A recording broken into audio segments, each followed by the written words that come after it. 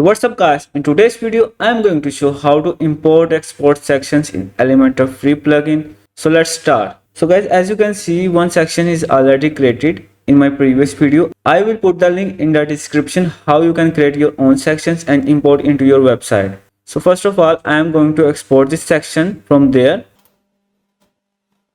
So I am going to select my location. Then I am going to delete it. Please empty the trash also. Empty trash. Then go back to sections. In the section, you have to click on import template. You have to click on choose file.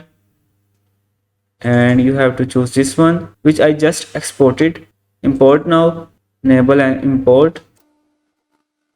So guys, as you can see, our section is successfully exported and then I re-import successfully. So by this button you can export it and from there you can import your section. And guys, if you find our video useful, don't forget like, subscribe and share. Finally, thanks for watching.